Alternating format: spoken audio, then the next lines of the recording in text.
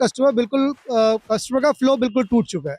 Customer रुकता ही नहीं, आता है सीधा निकल जाता है। लोकल पुलिस को अगर कंप्लेंट करते भी तो कोई सुनवाई होती नहीं है। आते हैं और बस सुन के और चले जाते हैं। जब पार्किंग का जो इशू उठ रहा है, बहुत कर्रा इशू उठ रहा है, जिस वजह से हम लोगों को खासा परेशानी उठानी पड़ती है। सर सबसे वीडियो कॉल कर रहे हैं, वीडियो व्हाट्सएप मैसेज कर रहे हैं, सब काम कर रहे हैं, पर हमारी ये समस्या का समाधान नहीं हो रहा।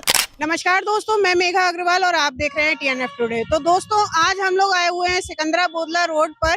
तो ये आप मेरे पीछे देख सकते हैं, बालाजी शांता कॉम्प्लेक्स बना हुआ है, जो कि 2 फ्लोर तक कमर्शियल इसकी रजिस्ट्री है और बाकी के रेसिडेंशियल इसकी रजिस्ट्री है।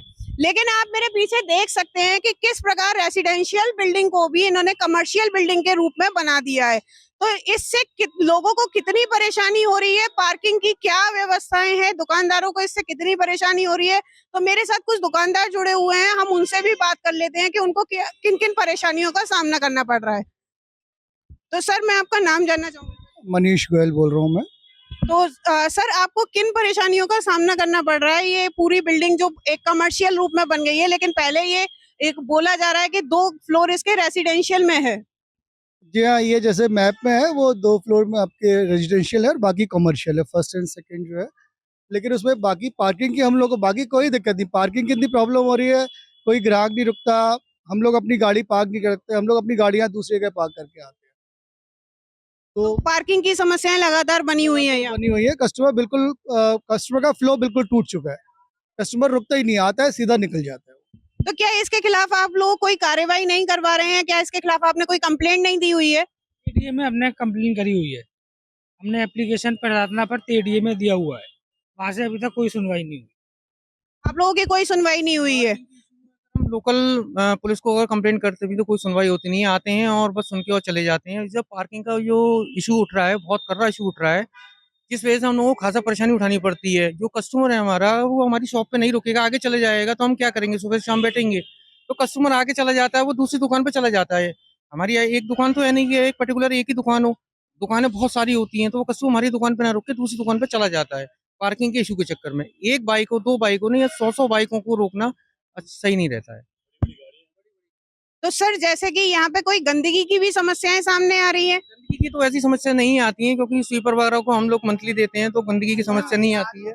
ये यहाँ पे ना मेरी दुकान के आगे, हमारी और शांत बालाजी मार्केट वालों की दुकान है, इन दोनों दुकानों के आगे ऊपर से गंदा पानी आ रहा है नाली का। लगातार हम उसकी कंप्लेंट कर रहे हैं, लगातार उसको हमने वाले वो कर रहे हैं, फिर भी थोड़ा सा काम हो जाता है। परमानेंट इलाज हमको कोई भी नहीं दिया जा रहा है।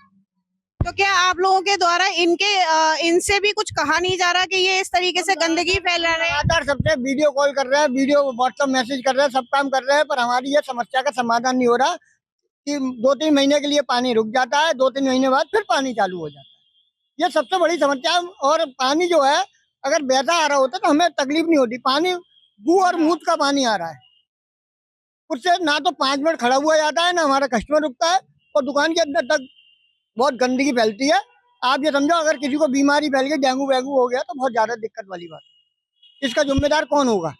अब मैं आपको दिखाना चाहूंगा यहाँ पर जो प्रभाव इन दुकानदारों में पड़ रहा है। इनका व्यापार पूरी तरह से ठप हो चुका है, क्योंकि ऊपर जो है जिम बनी हुई है, और जिम के कारण सुबह 5 बजे से यहाँ पर जिम पर लोग आते हैं, और काफी मात्रा में लोग आते हैं। आपको बताया भैया ने कि सैकड़ों की मात्रा में लोग आते हैं।